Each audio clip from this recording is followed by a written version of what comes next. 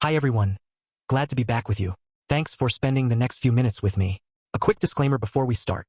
This is for teaching and clinician education only. It's not for direct patient care or management, and not medical advice for any individual patient. It reflects current US FDA labeling and US-based guidance as of mid-2026, where international bodies like the WHO or the Dutch DPWG differ. I'll point that out. And nothing here replaces CBC, INR, liver or renal monitoring or your own clinical judgment. Always confirm the current prescribing information and your local institutional protocol before prescribing. With that said, some medications should not be prescribed until the right safety test is checked. But here's the thing. Not every pharmacogenetic test is mandatory for every patient. And that distinction is what separates ordering the tests that change your decision from ordering the ones that don't. So let's organize this together.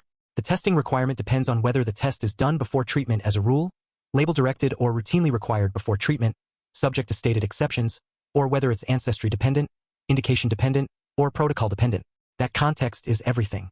Understanding which category your medication falls into is how you prescribe safely and efficiently. First, test before treatment. These are the default pretreatment checks. The few exceptions are explicit and narrow.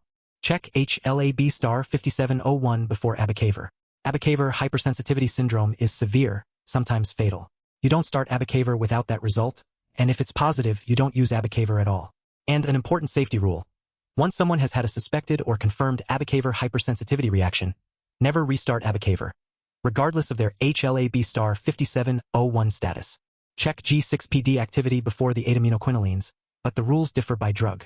For tafenoquine, test everyone and don't use it if G6PD status is deficient or unknown. Because tafenoquine has a long half-life, its exposure persists after dosing and can't be rapidly withdrawn if hemolysis develops.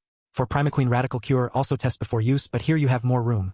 Avoid it in severe deficiency, and in milder deficiency, regimen selection and monitoring depend on the G6PD activity level. The risk in both is acute hemolytic anemia, and a detail that matters.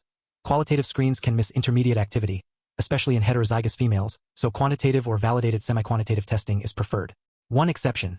The WHO single low-dose gametocytocidal primaquine used for falciparum transmission blocking doesn't require G6PD testing. And test DPYD before systemic fluorouracil or capecitabine. I'm saying systemic because topical fluorouracil is different. We're talking about severe mucositis, diarrhea, neutropenia, neurotoxicity, sometimes fatal. The FDA labels direct testing before treatment unless therapy must begin immediately. And genotype guides how you start. In complete DPD deficiency, avoid these drugs altogether. No dose has been proven safe.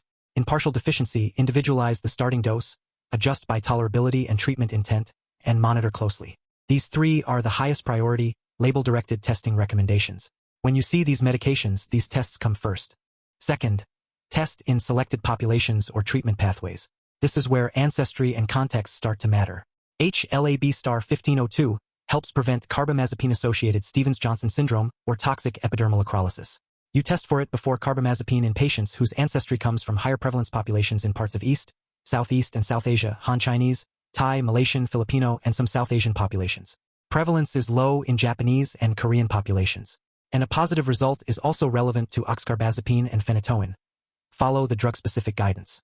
HLA-3101 is also relevant for carbamazepine, associated with DRESS, maculopapular eruption, and Stevens-Johnson syndrome or toxic epidermal necrolysis.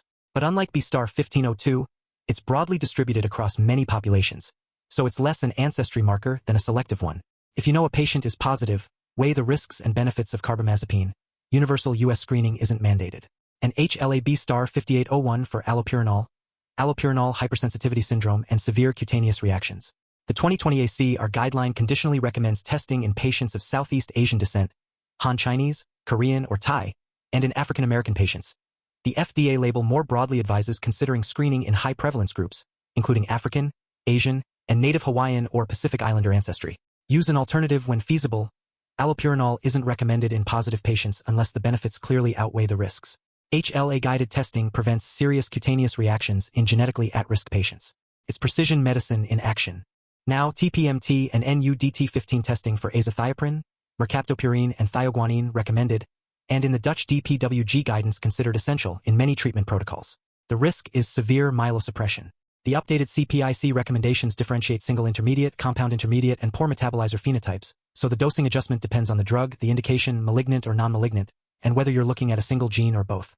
That's why you adjust the starting dose by genotype and monitor the CBC closely. CYP2C19 testing for clopidogrel in acute coronary syndrome or percutaneous coronary intervention. This is where the testing context matters most. The 2024 American Heart Association scientific statement supports testing in this setting, because intermediate and poor metabolizers have reduced antiplatelet response and higher ischemic event risk. And a nuance. CPIC guides what to do when you have a result. It doesn't say to test everyone. So if you identify an intermediate or poor metabolizer in acute coronary syndrome or percutaneous coronary intervention, avoid clopidogrel when possible, and use an alternative P2Y12 inhibitor not dependent on CYP2C19, such as prasugrel or ticagrelor, when clinically appropriate and not contraindicated. These tests guide the starting plan. They don't replace clinical monitoring and dose adjustment. G6PD screening for Rasburicase. Rasburicase is a uric acid oxidase used in tumor lysis syndrome. The risk is hemolysis and methemoglobinemia. The distinction here, you screen patients at higher risk for G6PD deficiency, or you follow your institutional universal screening protocol. Some institutions screen everyone because the consequence of missing deficiency is severe. The FDA label directs screening of higher-risk patients, and the bottom line is, do not administer Rasburicase to a patient with known G6PD deficiency. This is risk or protocol-driven, not universal, but the stakes are high. Third, consider testing when clinically relevant, where the result is useful if you have it, or where clinical context raises specific concern. UGT1A1 for irinotecan, and here I mean conventional irinotecan. Liposomal irinotecan is labeled separately. Current U.S. labeling applies to both single-agent and combination regimens. We're looking at poor metabolizer genotypes, star28/star28, star6/star6, or star6/star28. The FDA says to consider UGT1A1 testing and, in known poor metabolizers, to consider reducing the starting dose by at least one dose level, while the Dutch DPWG classifies pretreatment genotyping as essential. Organizations vary in how strongly they recommend it, but the principle is clear. If you know the genotype, use it. SLC01B1 for statin selection. Statin-associated muscle symptoms and myopathy. Use an available result with the statin-specific CPIC recommendations.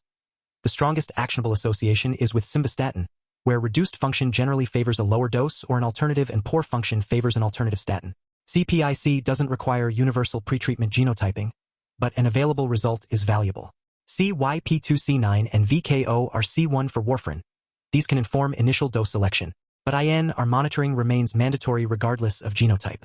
Genetics informs the starting plan. It doesn't replace the monitoring that makes warfarin safe. CYP2D6 for codeine or tramadol. Ultra-rapid metabolizers are at risk for toxicity, poor metabolizers for inadequate analgesia. When you know the phenotype, avoid codeine and tramadol in both ultra-rapid and poor metabolizers. Otherwise, use available results or consider testing in selected higher-risk settings. Universal pretreatment testing isn't established. And finally, RYR1, CACNA1S, and STAC3, the genes of malignant-hyperthermia susceptibility. Volatile anesthetics and succinylcholine are the triggers, not the target of the test.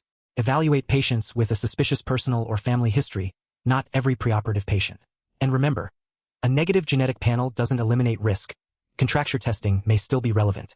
Tier 3 testing is most useful when results are already available or when clinical context raises specific concern.